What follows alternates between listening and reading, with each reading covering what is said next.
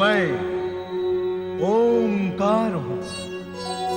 दृष्टि व ज्ञान के भेद से कभी त्रिगुणात्मक त्रिकोण हूं, कभी चतुष्धर्मा चतुष्कोण हूं, तो कभी अनंतता के चक्र में विद्यमान पृथ्वी जैसा गोलाकार हूं। मैं ओंकार हूं।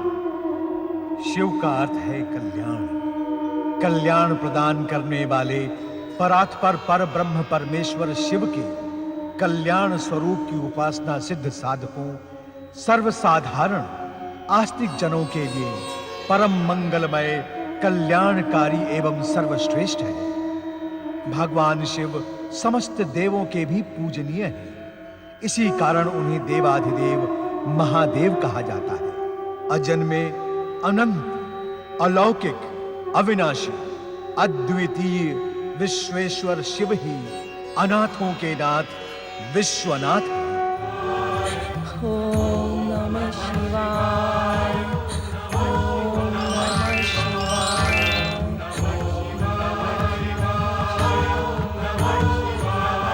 भोलेनाथ, आज आपको अचानक रात्रि में गगन विहार करने की इच्छा कैसे हुई? स्वामी, ये करुण स्वर किस दुखी नारी का है? आज तो तुम प्रश्न पर प्रश्न पूछे जा रही हो। क्या हमारे उत्तर की भी प्रतीक्षा नहीं करोगी? पहले अपने पहले प्रश्न का उत्तर तो सुनो। हाँ स्वामी, आज आपको अचानक रात्रि में गगन विहार करने की इच्छा कैसे हुई? तुम्हारी इच्छा पूर्ति के लिए। मेरी इच्छा पूर्ति के लिए? हाँ, तुम ही तो बार बार कहती रहती हो कि कैलाश में बैठे बैठे तुम्हारा मन उबने लगता है। कहती हो या नहीं? कहती हूँ, परंतु रात्रि में गगन विहार के लिए मैंने कभी नहीं कहा। आज रात्रि में गगन विहार करने का एक विशेष उद्देश्य भी। क्या है वो उद्देश्य? ये करुण नारी स्वर सुन रही हूँ। सुन रही हूँ स्वामी, इसीलिए तो आपसे इस विषय में पूछा था। कौन है ये दुखी नारी? तारामंडल में रहने वाली बुध ग्रह की माता तारा। क्या दुख है इसे? ये बार बार करुण स्वर में आपको क्यों पुकार रही है? उसके हृदय की वेदना है वो पाप जो निरंतर उसके मन में एक कांटे के समान चुभ रहा है। क्या पाप किया है इसने? वो तो तुम्हें कुछ ही समय के पश्चात स्वयं ज्ञात हो जाए। इस समय तारा तारामंडल में रहकर एक साध्वी का जीवन व्यतीत कर रही है।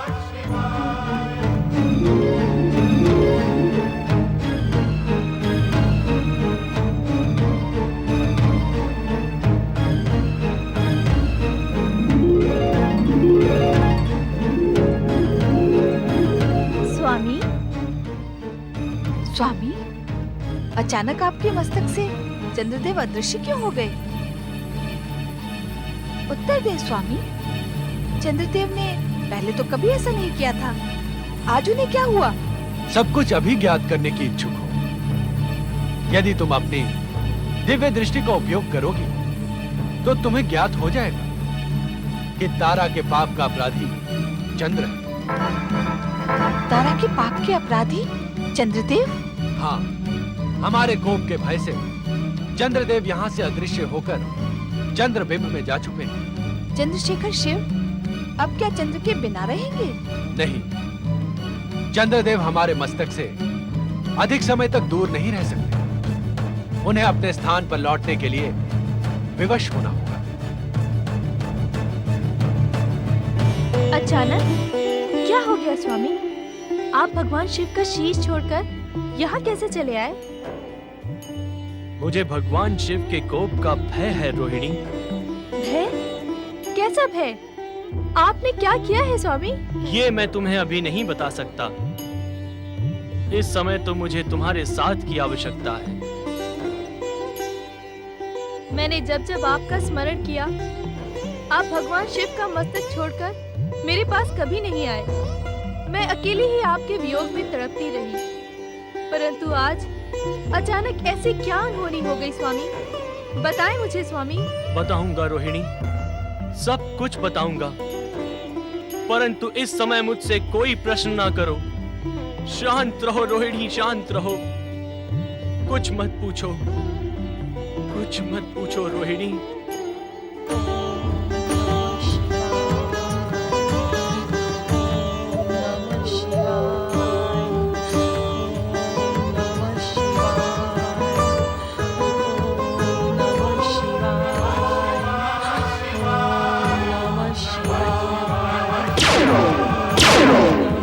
माता, तुम्हारी ये करुण पुकार मेरे हृदय को बींध रही है। बताओ माता, क्या दुख है तुम्हें? पुत्रबुद्ध। हाँ माता, बताओ मुझे, तुम्हारा ये दुख दूर करने के लिए मैं क्या कर सकता हूँ?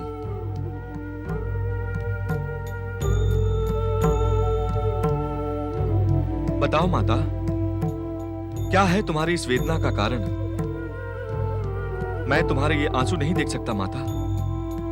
तुम्हें बताना होगा, सब कुछ बताना होगा। यह वेदना मुझे अकेले ही सहनी होगी पुत्र।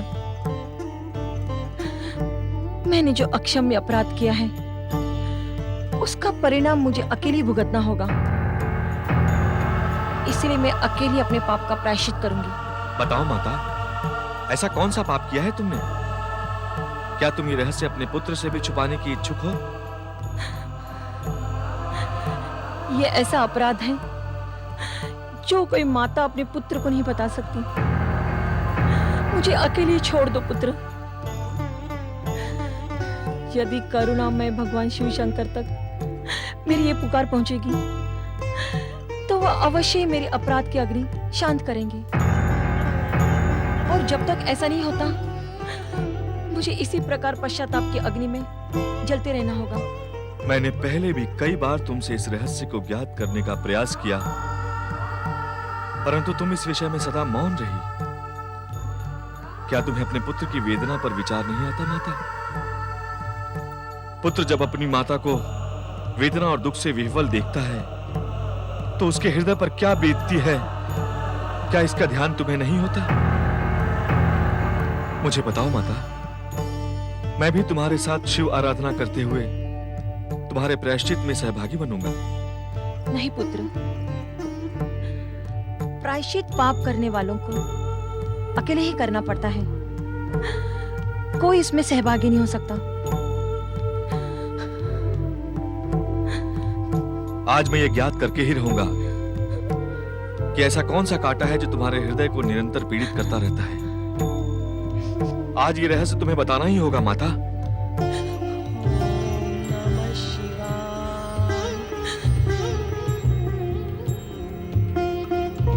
तारा का करुण स्वर अचानक थम क्यों गया स्वामी? ये जानने के लिए हमें स्वयं तारा के पास जाना होगा। हमें उसकी करुण पुकार का उत्तर भी तो देना है देवी। तो चले स्वामी, तारा की करुण कथा सुनने के लिए मैं व्यग्र हो रही हूँ। चलो देवी। तुम्हारा दुख दूर करने के लिए मैं अपने प्राण भी देने को प्रस्तुत हूँ माता।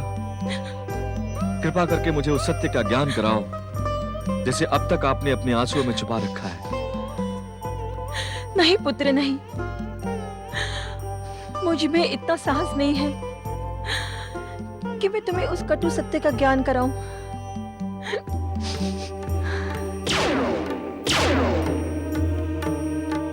तारा, माता,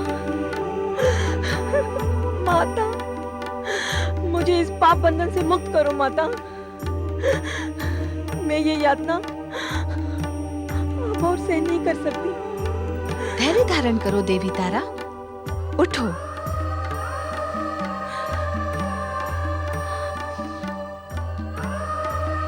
हम दोनों तुम्हारा दुख दूर करने के लिए ही यहाँ प्रकट हुए हैं।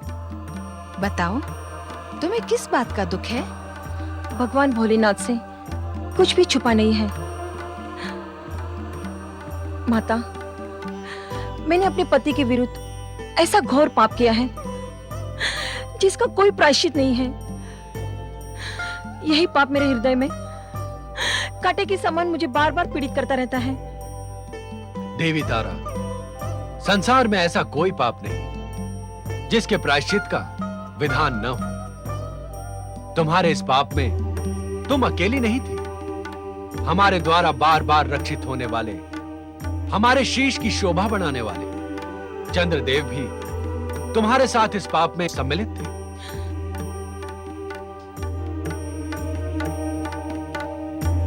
प्रणाम। परंतु इससे मेरा अपराध कम नहीं हो जाता प्रभु शिव शंकर। तारा, पहले हमें विस्तार से बताओ, तुम जिस पाप से इतनी पीड़ित हो रही हो, उसका प्रारंभ कैसे हुआ?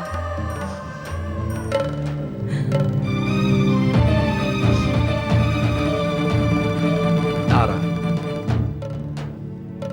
देवी पार्वती को वो सब कुछ बता दो।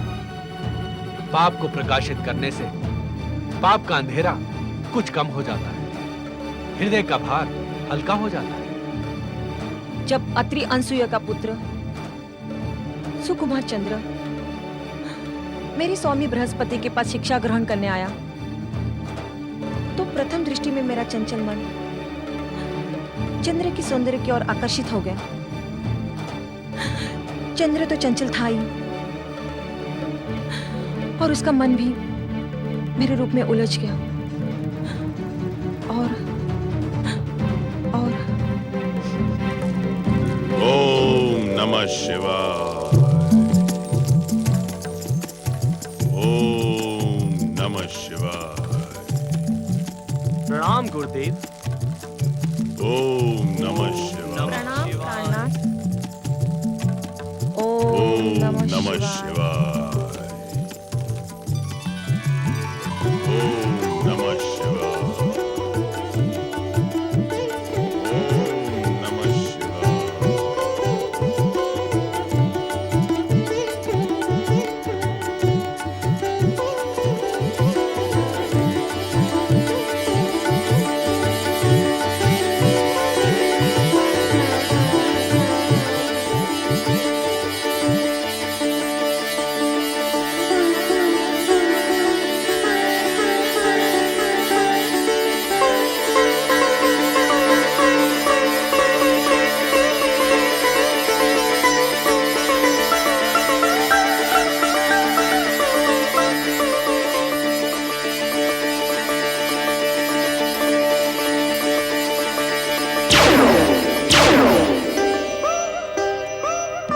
माता, इस प्रकार चंचल चंद्र के प्रथम दृष्टि प्रेम मिलन से मैंने न केवल अपने पति के साथ विश्वासघात किया है, अपितु अपने सतीत्व को भी कलंकित किया है, जिसका परिणाम है तुम्हारा ये निर्दोष पुत्र बुध। नहीं माताश्री, ऐसा न कहो। सारा संसार जानता है कि मैं देवगुरु बृहस्पति और देवी तारा का पुत्र बुध हूं। ये सुनकर मेरा हृदय छिन्न भिन्न हो रहा है माता। कह दो कि ये सत्य है। कह दो माता कि ये सत्य है। शांत हो जाओ बुद्ध। तुम्हारी माता ने जिस सत्य को स्वीकार कर लिया है, उस सत्य को तुम्हें भी स्वीकार करना होगा। और सच पूछा जाए तो यह सत्य अब सब पर उजागर हो गया है। क्या कह रहे हैं भोलेनाथ? क्या यह सत्य सब पर उजागर हो गया है? तुम्हारा जनक चंद्र इसी कारण हमसे भयभीत होकर चंद्रबिंब में जा छुपा है। भोलेनाथ, आपसे तो ये सत्य छुपा नहीं था, फिर आपने चंद्र को दंडित क्यों नहीं किया? क्या तुम चंद्र का स्वभाव नहीं जानती देवी? यदि हम चंद्र को अपने शीश पर धारण नहीं करते, तो चंचल चंद्र न जाने ऐसी कितनी कथाओं को जन्म देता। परंतु अपराधी का दंडित होना उचित है स्वामी। क्या आपने उसे इस विषय में प्रताड़ित भी नहीं किया? चंचल चंद्र हमारे नेत्रों की भाषा समझता है देवी। नहीं स्वामी, चंद्र आपकी करुणा का अनुचित लाभ उठा रहा है। आपका उसे दंडित करना ही उचित है। जिसका स्वभाव ही चंचल और असंयमी हो, उसे हम दंडित कब तक करते देवी? दक्ष प्रजापति द्वारा शापित होने पर हमने उसे रोग मुक्त करने के लिए सोमनाथ ज्योतिर्लिंग की स्थापना की। श्री गणेश द्वारा शापित होने पर तुमने उस पर करुणा की। परंतु फिर भी अपराधी चंद्र को आप नियमित रूप से शीर्ष पर धारण किए रहे। मैं तो कहती हूँ आपको सदा सदा के लिए चंद्र का त्याग कर देना ही उचित होगा। समुद्र मंथन के समय समुद्र से निकले चंद्र को अपने शीश पर धारण करके चंद्रशेखर बने रहने का वचन जो हमने दिया था, हम उसी वचन का निर्वाह कर रहे हैं देवी। परंतु आज देखिए, निर्लज्ज चंद्र स्वयं आपके शीश से भाग निकला। निर्लज्ज हो या पतित, कलंकित हो या अपराधी, चंद्र का साथ निभाने का वचन हम निभाते रहेंगे देवी। परंतु जिस अपराधी चंद्र ने मेरी माता की पवित्रता को खंडित किया, उससे मैं प्रतिशोध अवश्य लूंगा भोलेनाथ। मैं उसे शापित करके उसे प्रताड़ित करूंगा, उसे उसकी निर्लज्जता का दंड अवश्य दूंगा। तुम ऐसा नहीं करोगे पुत्र। अपराधी होते हुए भी चंद्र तुम्हारा जनक है और जन्म धात्री माता के समान ही आदरणीय है। वैसे भी शाप देने की शक्ति कठोर तपस्या से प्राप्त होती है। इस समय तुम शाप देने की स्थिति में नहीं हो, इसीलिए चंद्र को शाप देकर प्रताड़ित करने का विचार त्याग दो। तो मैं क्या करूं भोलेनाथ? आज जो पीड़ित सत्य मेरे सामने आया है, क्या उसके अनुताप से मैं अपनी माता के समान व्याकुल रहूंगा? मुझे इस व्याकुलता से मुक्ति दिलाएं भोलेनाथ। धन्य है देवगुरु बृहस्पति, जिन्होंने सब कुछ जानते हुए भी चंद्र और तारा को शाप नहीं दिया।